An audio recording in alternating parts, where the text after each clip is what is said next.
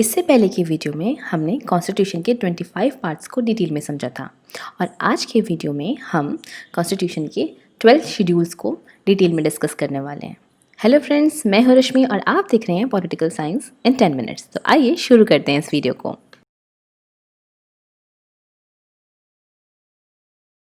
जैसा कि हम जानते हैं, हमारे कॉन्स्टिट्यूशन में अनुसूचियाँ मीन्स शेड्यूल्स वो डिटेल कंटेंट होता है जो आर्टिकल में मेंशन नहीं होता। मतलब जिन डिटेल्स को आर्टिकल में मेंशन करना पॉसिबल नहीं होता है उसे शेड्यूल में मेंशन किया जाता है। जैसा कि हम जानते हैं, हमारे ओरिजिनल कॉन्स्टिट्यूशन में 8 अनुसूचियाँ थीं और अगर मैं करंट की बात करूं तो करंट में 12 अनुसूचियाँ हैं, 12 शेड्यूल्स हैं। तो आइए उन्हें हम डिटेल में समझते हैं। तो अगर मैं पहले शेड्यूल की बात करूं तो जो पहली अनुसूची होती है हमारे संविधान की, वो आर्टिकल 1 और आर्टिकल 4 को डिटेल में डिस्कस करती है, जिसमें 2 टॉपिक्स का हमें डिटेल इन्फॉर्मेशन मिलता है। जिसमें पहला है स्टेट का नाम और उसका टेरिटोरियल ज्यूरिसडिक्शन, दूसरा यूनियन टेरिटरीज और उनका एक्सटेंट। तो इस तरह हम देखते हैं कि यूनियन और उसके स्टेट से रिलेटेड जितनी भी डिटेल्ड इन्फॉर्मेशन होते हैं या जो भी सूचनाएं होती हैं एक्स्ट्रा जो हमारे कॉन्स्टिट्यूशन में मेंशन नहीं होती हैं उस आर्टिकल में, वो हमें शेड्यूल में भी देखने को मिलती हैं। ठीक है, अब हम बात करेंगे कॉन्स्टिट्यूशन के सेकंड शेड्यूल की, मतलब दूसरी अनुसूची की। तो जो दूसरी अनुसूची है वो डिफरेंट प्रिविलेजेस, वेतन भत्ते, सैलरीज क्या होगी उसका डिटेल इन्फॉर्मेशन प्रोवाइड करता है। अब हम ये देखेंगे कि ये किसके वेतन भत्ते विशेषाधिकार की बात करता है। तो इसमें आते हैं भारत के राष्ट्रपति, राज्यों के राज्यपाल, लोकसभा के स्पीकर, ठीक है, डिप्टी स्पीकर, राज्यसभा के सभापति, उपसभापति, ठीक है, राज्य विधानसभा के अध्यक्ष, उपाध्यक्ष, फिर राज्य विधान परिषद के सभापति और उपसभापति, सर्वोच्च न्यायालय के न्यायाधीश, उच्च न्यायालयों के न्यायाधीश, साथ ही साथ जो हमारे कैग होता है, मतलब भारत के नियंत्रक एवं महालेखा परीक्षक होता है, उसके भी वेतन भत्ते विशेषाधिकार, ये सब का मेंशन हमें सेकंड शेड्यूल में देखने को मिलता है। यहाँ पे एक इम्पॉर्टेंट बात ये है कि आपको ये सारे चीज़ें याद रखनी होंगी कि किसके प्रिविलेजेस और विशेषाधिकार की बात इस सेकंड शेड्यूल में होती है, क्योंकि एग्जाम में ये अक्सर पूछ लिया जाता है कि कौन सा इसमें से सेकंड शेड्यूल में आता है या नहीं आता है। तो ये आपको याद रखना है। और आप आर्टिकल भी देख सकते हैं क्योंकि डिफरेंट आर्टिकल जो यहाँ पे मैंने मेंशन किए हुए हैं वो इन्हीं से रिलेटेड हैं। अब इस आर्टिकल में हम थर्ड शेड्यूल की बात करेंगे, तीसरी अनुसूची की, जो कि शपथ से रिलेटेड है। अब यहाँ पे याद रखने वाली बात ये है कि आपको यहाँ पे ये याद रखना है कि इसमें किन किन लोगों की शपथ की बात की गई है। ठीक है, तो यहाँ पे 9 लोगों की शपथ की बात की गई है कि कौन सा व्यक्ति या कौन सा जो विशेष मंत्री है या जो भी किसी विशेष पद पे है वो कौन सा शपथ लेगा। तो उसमें संघ के मंत्री हुए या फिर जो संसद के लिए या फिर जो राज्य विधानमंडल के लिए निर्वाचन के लिए जो अभ्यर्थी होते हैं, ठीक है, इलेक्शन से पहले वो शपथ भरते हैं, तो इसमें भी इसका मेंशन किया गया है। वही संसद के सदस्य, राज्य मंत्री, कैग, साथ में सुप्रीम कोर्ट के जज, हाई कोर्ट के जज या राज्य विधानमंडल के सदस्य, ये सारे लोगों का शपथ जो है वो थर्ड अनुसूची में, थर्ड शेड्यूल में मेंशन है। ठीक है, अब हम देखेंगे फोर्थ शेड्यूल को, मतलब चौथी अनुसूची को, जो कि आर्टिकल 4 और आर्टिकल 80 से डील करता है। और वहाँ पे मैं अगर आर्टिकल 80 की बात करूँ तो जो आर्टिकल 80 है वो बात करता है composition of council of state, मतलब हमारे राज्यसभा की बात करता है। तो इस तरह हम देखते हैं कि आर्टिकल 4 और आर्टिकल 8 का डिटेल मेंशन हमें फोर्थ शेड्यूल में देखने को मिलता है। और अब हम देखेंगे फोर्थ शेड्यूल में क्या है। तो फोर्थ शेड्यूल में ये है कि राज्यों और केंद्र शासित प्रदेशों के लिए जो राज्यसभा का सीटों का जो एलोकेशन है, आवंटन है, वो किस तरह होगा, वो हमें चौथी अनुसूची में देखने को मिलता है। अब इस स्लाइड में हम फिफ्थ शेड्यूल की बात करेंगे, मतलब 5वीं अनुसूची के बारे में बात करेंगे, जो कि आर्टिकल 244 का डिटेल इन्फॉर्मेशन हमें प्रोवाइड करता है। और जब मैं कॉन्स्टिट्यूशन के पार्ट्स पढ़ा रही थी तब भी मैंने बताया था कि जो आर्टिकल 244 है वो शेड्यूल एरिया, ट्राइबल एरिया से डील करता है।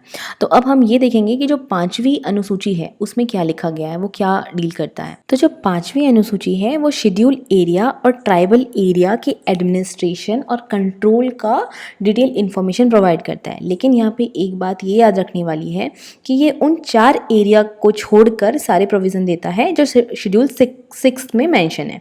और शेड्यूल 6 में, मतलब 6वीं अनुसूची में 4 वो कौन से एरिया मेंशन है, वो है असम, मेघालय, त्रिपुरा और मिजोरम। तो ये जो 5वीं अनुसूची है वो 4 अनुसूचियों को, ये 4 एरिया को डील नहीं करता है, क्योंकि ये 4 एरिया को डील 6 शेड्यूल करता है, जो मैं आगे आपको समझाऊंगी। तो इस तरह आपको याद रखना है कि ये 5वीं जो अनुसूची है वो शेड्यूल एरिया और ट्राइबल एरिया के एडमिनिस्ट्रेशन एंड कंट्रोल की बात करता है। अब हम 6 शेड्यूल की बात करेंगे जिसमें स्पेसिफिक 4 ट्राइबल एरिया के एडमिनिस्ट्रेशन की बात की गई है। तो इस तरह हम देखते हैं वो 4 एरिया कौन से हैं, असम, मेघालय, त्रिपुरा और मिजोरम। ठीक है, ये 4 ट्राइबल एरिया ऐसे हैं जिनका एडमिनिस्ट्रेशन एंड कंट्रोल का डिटेल इन्फॉर्मेशन हमें अलग से 6th शेड्यूल में देखने को मिलता है। क्योंकि हमने पहले ही देखा था कि 5th शेड्यूल में क्या बोला गया था, ये 4 एरिया को छोड़कर सारे जनजातीय एरिया के प्रशासन की बात 5th शेड्यूल में की गई थी। और जो 4 एरिया जो 5th शेड्यूल में छोड़े गए थे उनके प्रशासन की अलग से बात हमें 6th शेड्यूल में देखने को मिलती है। ठीक है, अब हम 7 शेड्यूल की बात करेंगे। तो जो 7 शेड्यूल है वो केंद्र और राज्यों के बीच शक्ति के विभाजन को एक्सप्लेन करता है, मतलब सेंटर और स्टेट के बीच जो डिवीज़न ऑफ पावर है उसको डिटेल में एक्सप्लेन करता है। क्योंकि हम जानते हैं कि हमारे कॉन्स्टिट्यूशन का जो पार्ट 11 है वो सेंट्रल स्टेट रिलेशन की बात करता है, लेजिस्लेटिव पावर के डिस्ट्रीब्यूशन की बात करता है, मतलब कानून बनाने की शक्ति को वो डिवाइड करता है 3 भागों में, 3 लिस्ट में। और वो 3 लिस्ट का जो इन्फॉर्मेशन है, वो 3 लिस्ट में कौन कौन से सब्जेक्ट होंगे, वो कौन कौन से सब्जेक्ट से डील करेगा वो 3 लिस्ट, ठीक है, उसका डिटेल इन्फॉर्मेशन हमें 7 शेड्यूल में मिलता है। तो हम जानते हैं जो यूनियन लिस्ट होता है उस पर कानून बनाता है सेंटर, जिसमें 98 सब्जेक्ट्स हैं। ठीक है, वहीं जो स्टेट लिस्ट है उस पर कानून बनाता है स्टेट, उस पर 59 सब्जेक्ट हैं। ठीक है, वहीं जो थर्ड लिस्ट है कंकरेंट लिस्ट, उस पर कानून बनाने का जो पावर होता है वो स्टेट और सेंटर दोनों के पास होता है, जिसमें प्रेजेंट में 52 सब्जेक्ट है। ये सारे सब्जेक्ट का मेंशन जो है वो हमें 7 शेड्यूल में देखने को मिलता है। अब ई शेड्यूल की बात की जाए तो हमारे 8वीं अनुसूची में हमें कॉन्स्टिट्यूशन के द्वारा जो लैंग्वेज रिकॉग्नाइज की गई है उनका मेंशन हमें 8 शेड्यूल 8वीं अनुसूची में देखने को मिलता है।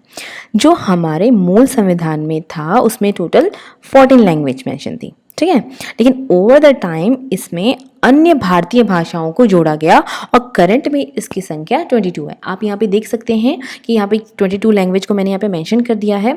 और साथ ही साथ जो आर्टिकल 344 एंड 351 है उसके बारे में हमें डिटेल इन्फॉर्मेशन हमें 8 शेड्यूल में देखने को मिलता है जो कि लैंग्वेज से डील करता है। ओके, अब हम 9 शेड्यूल के बारे में डिस्कस करेंगे जो कि फर्स्ट कॉन्स्टिट्यूशनल अमेंडमेंट के तहत 1951 में जोड़ा गया था।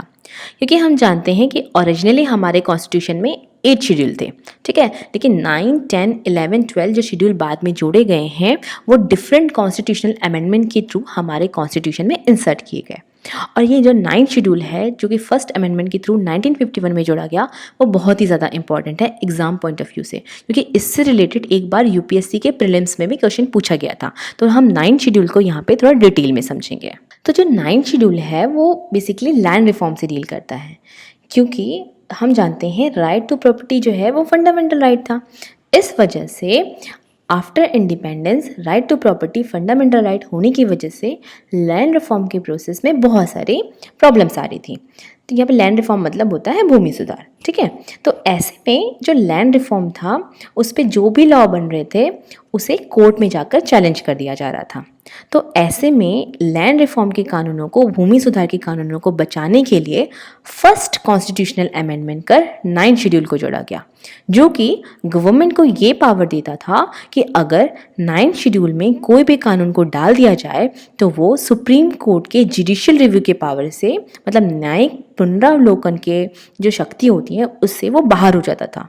तो इस तरह जमींदारी और लैंड रिफॉर्म जैसे लॉ को 9 शेड्यूल में डाल दिया गया। लेकिन ये हमेशा से डिबेट का इशू बना रहा। फिर 2007 में जाकर सुप्रीम कोर्ट का एक वर्डिक्ट आता है जिसमें सुप्रीम कोर्ट के द्वारा ये कहा जाता है कि 9 शेड्यूल जो है वो कॉन्स्टिट्यूशन के बेसिक स्ट्रक्चर के आइडिया को वायलेट करता है। तो इस तरह सुप्रीम कोर्ट ने ये डिसीजन दिया कि अब 24 अप्रैल 1975 के बाद इसमें जो भी लॉ को ऐड किया गया है उससे कोर्ट रिव्यू कर सकता है। ठीक है, तो इस तरह हम देखते हैं कि ओवर द टाइम 9 शेड्यूल में क्या क्या जो है वो डेवलपमेंट हुए। लेकिन आपको यहाँ पे ये बात याद रखनी है कि एट प्रेजेंट सुप्रीम कोर्ट के पास ये पावर है कि वो 9 शेड्यूल को रिव्यू कर सकता है। अब हम बात करेंगे 10 शेड्यूल की, जिसे 52 कॉन्स्टिट्यूशनल अमेंडमेंट 1985 के तहत ऐड किया गया था। जिसमें दल बदल मीन्स एंटी डिफेक्शन से रिलेटेड प्रोविज़न दिए गए हैं, जो कि आर्टिकल 102 एंड 191 को डिटेल में एक्सप्लेन करता है। इसमें वो सारे प्रोविज़न दिए गए हैं जो दल बदल के आधार पर सांसद और विधानसभा के सदस्यों के डिसक्वालिफिकेशन से रिलेटेड होते हैं। तो आपको यहाँ पे ये अमेंडमेंट बहुत इंपॉर्टेंट है, ये याद रखना है। साथ ही साथ आपको ये याद रखना है कि 10th शेड्यूल किससे डील करता है, क्योंकि अक्सर एग्जाम में, चाहे वो नेट हो या कोई भी पेपर हो, किसी भी तरह का कंपटीशन एग्जाम हो, वो अक्सर ये क्वेश्चन पूछता है कि 10th शेड्यूल किससे डील करता है, क्योंकि दल बदल जो है वो हमेशा न्यूज़ में बना रहता है। अभी रिसेंटली दल बदल जो कानून था उसको लेकर के, चाहे वो MP विधानसभा हो, कर्नाटक का विधानसभा हो, हर जगह ये न्यूज़ में रहा है, तो आपको ये याद रखना है। अब हम 11 शेड्यूल की बात करेंगे, मतलब 11वीं अनुसूची की बात करेंगे, जिसे 73rd कॉन्स्टिट्यूशनल अमेंडमेंट के तहत 1992 में ऐड किया गया था। तो इस तरह जो शेड्यूल 11 है वो आर्टिकल 243G को, जो कि जो पंचायत होती है उसकी पावर, अथॉरिटी और रिस्पॉन्सिबिलिटी, मतलब शक्ति, उसकी अथॉरिटी और जो उसके उत्तरदायित्व हैं, उसके कार्य क्या होंगे, वो सारी चीज़ों को डिटेल में डिस्कस करता है आर्टिकल 243। इसी का हमें डिटेल इन्फॉर्मेशन हमें 11th शेड्यूल में देखने को मिलता है। तो ये आपको याद रखना है, क्योंकि जो पंचायत के जो सब्जेक्ट मैटर होते हैं, जैसे पंचायत काम करती है या पंचायत की जो पावर का एक्सटेंशन होता है, वो 29 मैटर्स होते हैं, ठीक है। और ये 29 मैटर्स, ये 29 सब्जेक्ट हमें आर्टिकल 243G में देखने को मिलते हैं, जिसका डिटेल इन्फॉर्मेशन हमें 11th शेड्यूल में देखने को मिलता है। अब हम 12th शेड्यूल की बात करेंगे, जिसे 74th अमेंडमेंट 1992 के तहत ऐड किया गया है, जो कि आर्टिकल 243W को डिटेल में डिस्कस करता है। तो ये जो है वो म्यूनसिपैलिटीज़ मीन्स नगर पालिका की पावर, अथॉरिटी एंड रिस्पॉन्सिबिलिटी क्या होगी, उसके कार्य क्या होंगे, उसका डिटेल इन्फॉर्मेशन हमें 12th शेड्यूल में देखने को मिलता है, जो कि टोटल 18 मैटर्स, मतलब 18 सब्जेक्ट से डील करता है, ठीक है। तो आपको ये याद रखना है कि 12th शेड्यूल जो है वो जो कि म्यूनसिपैलिटी से रिलेटेड है। तो इस तरह हमने इस वीडियो में सारे शेड्यूल को देखा कि कौन सा शेड्यूल कौन से आर्टिकल से डील करता है, किसके बारे में वो शेड्यूल में स्पेशल प्रोविज़न किया गया है या डिटेल इन्फॉर्मेशन है, ये सारी चीज़ें। तो शेड्यूल बहुत इंपॉर्टेंट होता है, सारे एग्जाम में ये पूछा जाता है कि कौन सा पर्टिकुलर शेड्यूल किससे बिलोंग करता है, तो ये आपको याद रखना है। अगर आप इस वीडियो को 2 बार भी देखेंगे तो ये सारी चीज़ें याद हो जाएगी, क्योंकि आपको इमेज के थ्रू चीज़ें को समझना होगा, तो आप चीज़ों को रिलेट कर पाएंगे। और पार्ट्स और शेड्यूल को आप साथ में पढ़ने की कोशिश किया करिए, साथ में आप आर्टिकल भी देख लिया करिए कि ये कौन से आर्टिकल से डील कर रहा है। तो ये था आज का वीडियो। अगले वीडियो में हम कॉन्स्टिट्यूशन के फीचर्स को देखेंगे। और अगर आपको ये वीडियो अच्छा लगा हो तो लाइक, कमेंट और इसे शेयर करना बिल्कुल मत भूलिएगा। Till then, bye bye and keep learning.